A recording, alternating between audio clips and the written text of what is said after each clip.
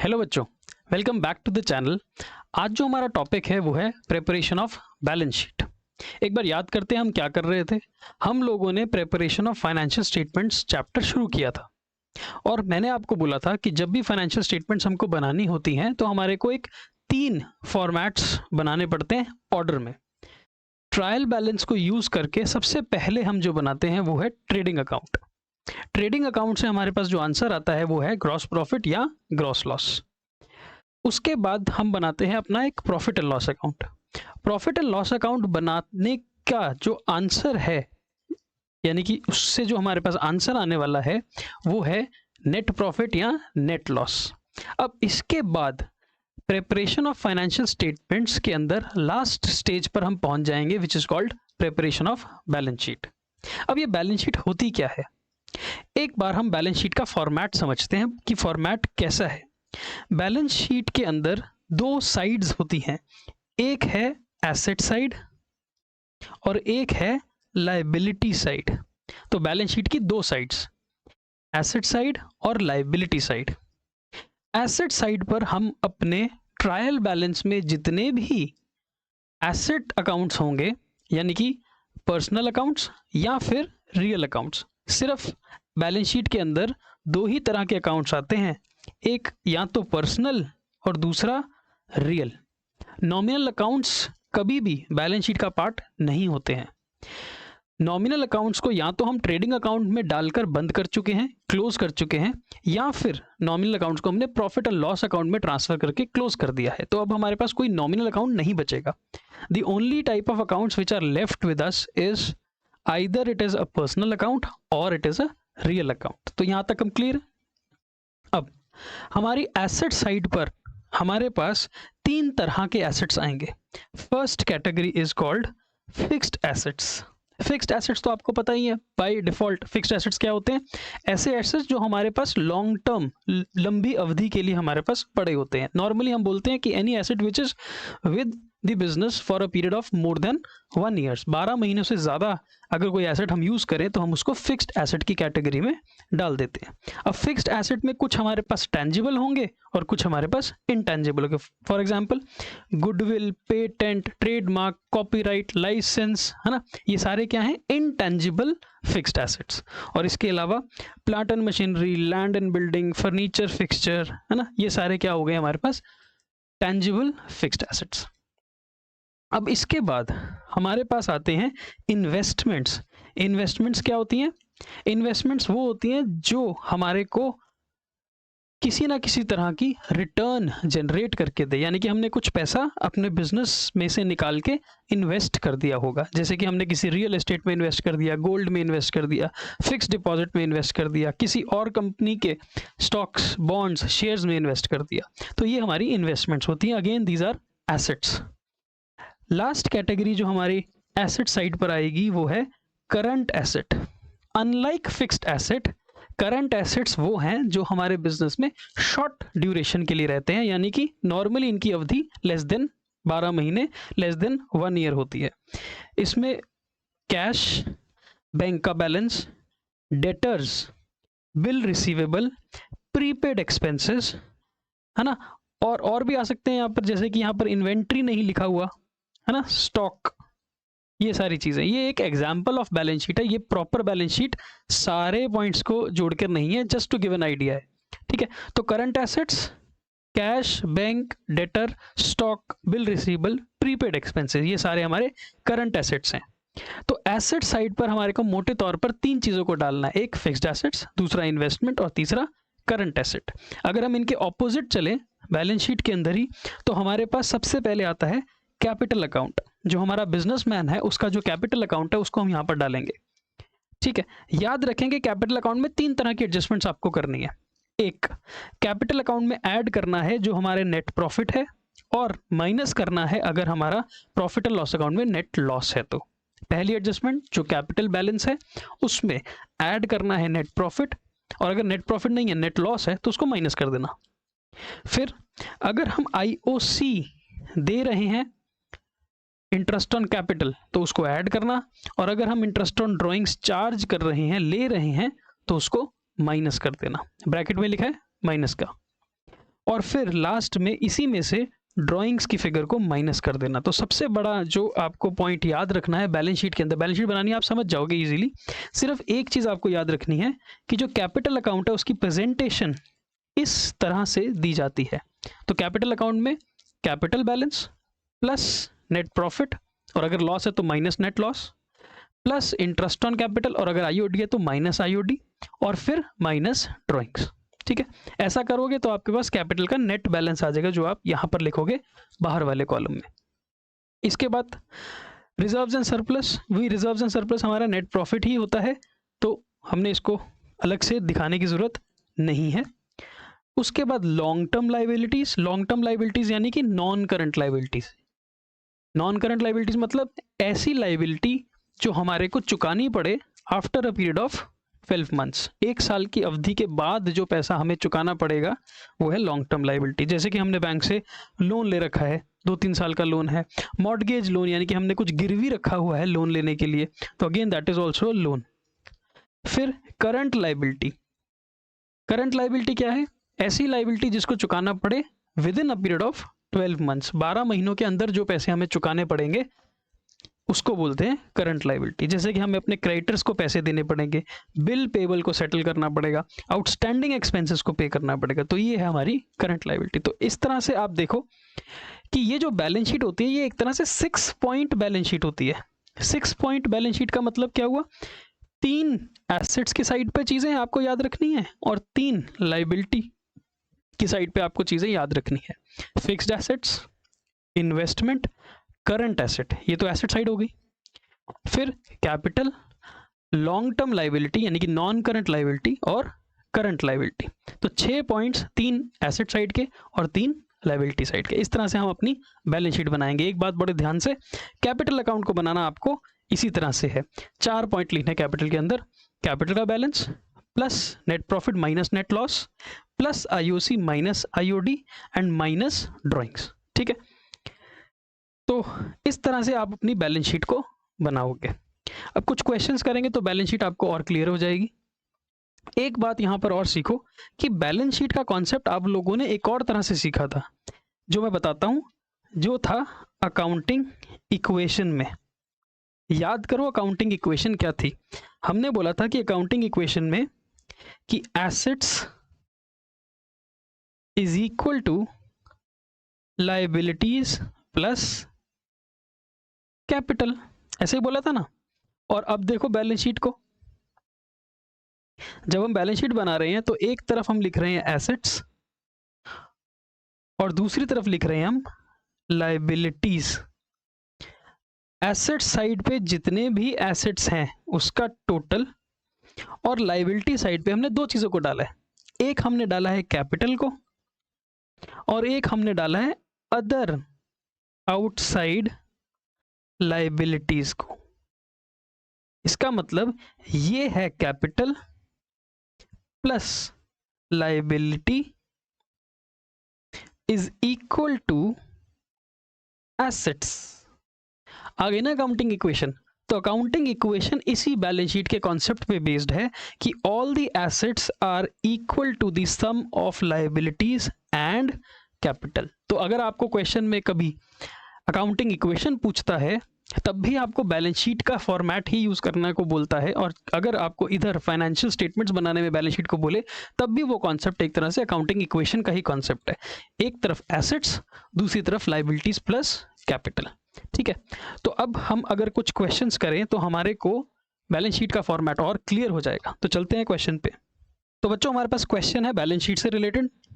कहता है prepare a balance sheet as on 31 March 2020। एक बात ध्यान से सुनना, प्रॉफिट एंड लॉस अकाउंट और ट्रेडिंग अकाउंट तो पूरे साल का बनता है ना, स्टार्ट से लेके एंड तक। लेकिन जो बैलेंस शीट होती है वो हमारी फाइनेंशियल पोजीशन दिखाती है, और जो फाइनेंशियल पोजीशन होती है वो होती है साल के एंड पे। यानी कि 31 मार्च 2020 के दिन हम एक बैलेंस शीट बना रहे हैं जिसमें हम लिख रहे हैं कि हमारे पास कितने एसेट्स हैं, कितनी लायबिलिटीज हैं उसके अगेंस्ट, और कितना बैलेंस हमारा कैपिटल का है। तो बैलेंस शीट हमेशा as on a particular date बनती है विच इज 31 मार्च 2020। तो हमने एक फॉर्मेट बना लिया अपने पास, balance sheet as on 31 March 2020, एक तरफ एसेट्स और एक तरफ लाइबिलिटीज। ठीक है, अब हमारे को क्वेश्चन ने जो डेटा दिया है उसके हिसाब से हमारे को बैलेंस शीट बनानी है। तो एक बात तो तय है कि बैलेंस शीट तो बनती है ट्रेडिंग और पीएनएल बनने के बाद, विच मीन्स पीएनएल अकाउंट बन चुका होगा, और अगर पीएनएल अकाउंट बन चुका होगा तो हमारे पास या तो नेट प्रॉफिट का आंसर होगा या नेट लॉस होगा। तो अगर आप इस पूरे डेटा को देखोगे तो आपको यहां पर दिखेगा नेट प्रॉफिट। ठीक है, इसका मतलब क्या है कि जब हम बैलेंस शीट बना रहे हैं तो पीएनएल अकाउंट बन चुका होगा। अब मैंने आपको बोला था कि जो बैलेंस शीट है उसमें लायबिलिटी साइड पे सिर्फ एक कैपिटल ही है जिसका एक फॉर्मेट है ना, उसी फॉर्मेट से इसको बनाना सीखते हैं। सबसे पहले हम लिखेंगे कैपिटल का बैलेंस। तो देखो कैपिटल कितना है, 2,50,000। इस कैपिटल में ऐड किया जाता है नेट प्रॉफिट और माइनस किया जाता है नेट लॉस। अब हमारे इस क्वेश्चन के अंदर तो नेट प्रॉफिट है 70,000 रुपए का, तो इसमें ऐड कर देंगे 70,000 का। उसके बाद ऐड किया जाता है इंटरेस्ट ऑन कैपिटल और माइनस किया जाता है इंटरेस्ट ऑन ड्राइंग्स, और एक और चीज माइनस की जाती है ड्राइंग्स। तो इस क्वेश्चन में हमारे पास interest on capital, interest on drawings है ही नहीं, तो हम उसको इग्नोर कर देंगे। लेकिन हमारे पास ड्राइंग्स की वैल्यू है 10,000, तो ड्राइंग्स को इसमें से माइनस कर देंगे। ठीक है, तो इस तरह से हम अपने कैपिटल को यहां पर प्रेजेंट करेंगे। तो capital plus net profit minus net loss plus IOC minus IOD minus drawings. अब इसको ऐड करो तो कितना आ जाएगा, ये 3,10,000। ठीक है, कैपिटल अकाउंट हमने डाल लिया। इसके बाद तो बहुत सिंपल सा काम है, हमारे को क्या करना है, एसेट्स और लायबिलिटीज को आइडेंटिफाई करके इस बैलेंस शीट की दो साइड्स पर डाल देना है। चलो एक एक करके। कैश 40,000 एसेट, तो कैश 40,000। उसके बाद है जी bank balance 30,000, again bank is हमारा एसेट 30,000। उसके बाद है क्लोजिंग स्टॉक, क्लोजिंग स्टॉक भी तो हमारा एसेट है। इन्वेंट्री, याद रखना जो क्लोजिंग स्टॉक है वो दो जगह जाता है, एक ट्रेडिंग अकाउंट की क्रेडिट साइड पर और दूसरा बैलेंस शीट के एसेट साइड पर। देन फिक्स्ड एसेट्स टोटल 294 के दे रखे हैं, तो fixed assets 2,94,000। Bills payable, bills payable क्या होता है जी, लायबिलिटी।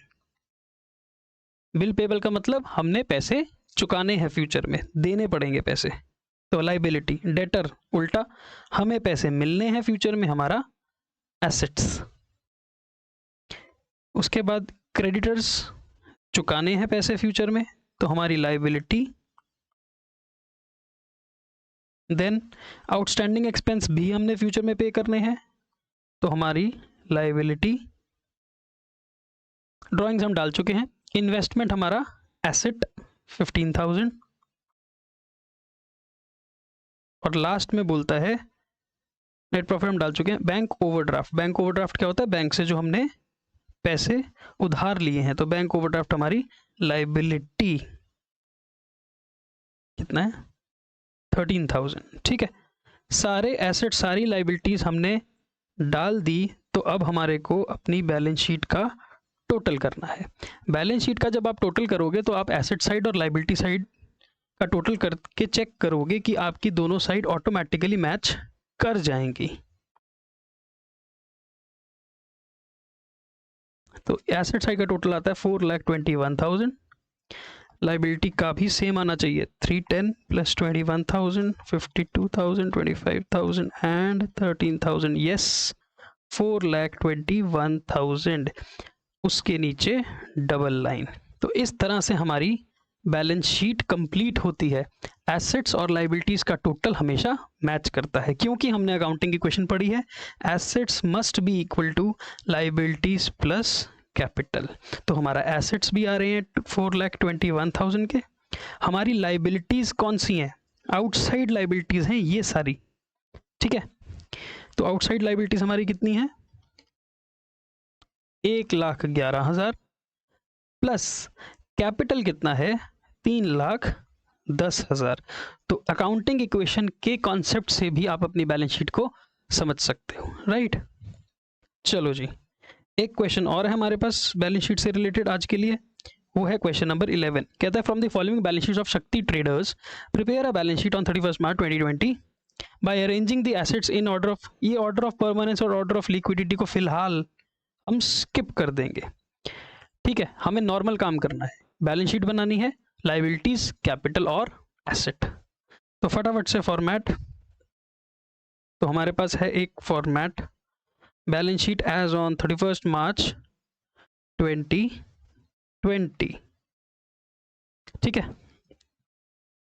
तो सबसे पहला काम हमें क्या सीखा हमने, इधर आता है कैपिटल। चलो कैपिटल ढूंढो फटाफट, कहां पर लिखा है कैपिटल, लिखा है यहां पर 4,50,000। अब क्योंकि बैलेंस शीट बना रहे हैं, इसका मतलब प्रॉफिट एंड लॉस अकाउंट बन चुका होगा। नेट प्रॉफिट और नेट लॉस तो क्वेश्चन में पहले से ही दिया होना चाहिए। तो ये देखो नेट प्रॉफिट 43,300, ऐड कर देंगे नेट प्रॉफिट, माइनस होती हैं ड्राइंग्स, तो ये रही हैं ड्राइंग्स 72,000 की। क्वेश्चन में आईओसी आईओडी नहीं है, इसलिए 4,50,000 प्लस 43,300 माइनस 72,000, 421,300, ये आ गया हमारा कैपिटल। अब बाकी सारी चीज़ें फटाफट से एसेट्स और लाइबिलिटीज़ में सेग्रीगेट करेंगे। लैंड एंड बिल्डिंग एसेट है, तो लैंड एंड बिल्डिंग 2 लाख रुपए का asset. Computer is asset, computer के बाद furniture 55,000 asset,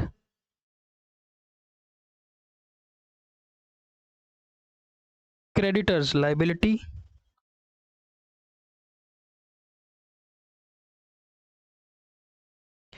debtor asset 72,000,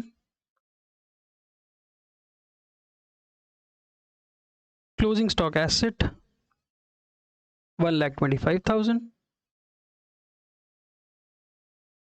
bill receivable पैसा मिलना है एसेट 15,500, प्रीपेड एक्सपेंस हमारा एसेट होता है 3,600, bank asset 16,000, income received in advance, जो पैसा हमको कमाने से पहले ही मिल गया, इनकम जो अभी हमने कमाई नहीं है पहले ही मिल गई, वो क्या है liability. So income in advance 2,000 हमारी लायबिलिटी है। Next loan taken from bank is liability, तो bank loan 3 lakh, outstanding expense 1,200 liability,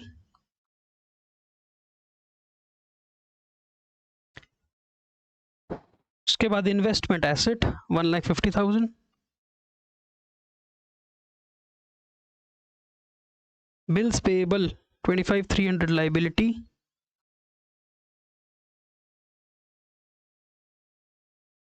cash asset 15,700,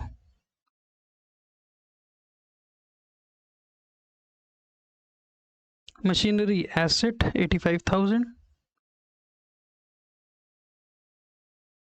और लास्ट में बोलता है मोटर कार, मोटर कार भी हमारा एसेट 22,000 रुपये,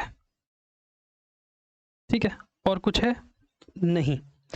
जब हमने सारी आइटम्स एसेट लायबिलिटी में डाल दी, अब हमें क्या करना है, टोटल और चेक करना है कि ये अपने आप ऑटोमेटिकली मैच कर जाए। तो लायबिलिटी साइड का टोटल करते हैं 421,300 प्लस 80,000 2,000 3 लाख 1,200 25,300, यहाँ पर टोटल आ रहा है हमारा 829,800।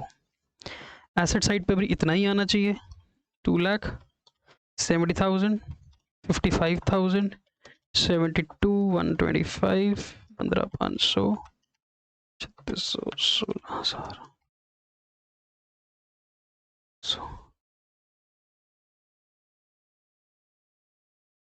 हाँ जी, यहाँ पे भी टोटल आ रहा है 829800। इसका मतलब हमने जो कुछ भी किया है यहाँ पर वो बिल्कुल सही है।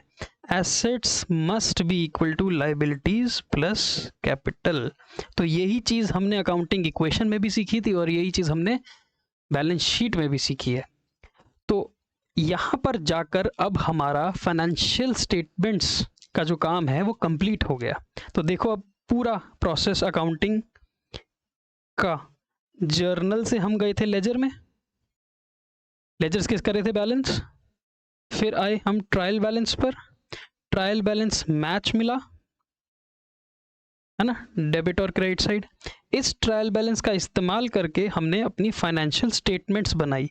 सबसे पहला काम किया ट्रेडिंग अकाउंट, इसका आंसर आया जीपी जीएल। उसके बाद हमने काम किया पीएनएल अकाउंट, इसका आंसर आया नेट प्रॉफिट नेट लॉस, इन दोनों में से कोई एक चीज़। और अभी हमने सीखा है बैलेंस शीट बनाना। और बैलेंस शीट में कॉन्सेप्ट बड़ा सिंपल सा है कि एक साइड हमारी लाइबिलिटी की और एक साइड हमारी एसेट की, और हमें पता है कि जो एसेट्स हैं वो लाइबिलिटी प्लस कैपिटल के बराबर आता है। तो अब देखो, जैसे मैंने आपको बोला था कि ट्रायल बैलेंस अपने आप मैच करना चाहिए, वैसे ही बैलेंस शीट भी अपने आप मैच करनी चाहिए। एसेट्स का टोटल लाइबिलिटीज और कैपिटल के बराबर आना ही चाहिए। अगर आपकी बैलेंस शीट अपने आप मैच हो जाती है तो आप मान सकते हो कि आपने जो कुछ किया है वो सही किया है क्वेश्चन के अंदर। तो इस तरह से हम अपनी फाइनेंशियल स्टेटमेंट्स को प्रिपेयर करते हैं।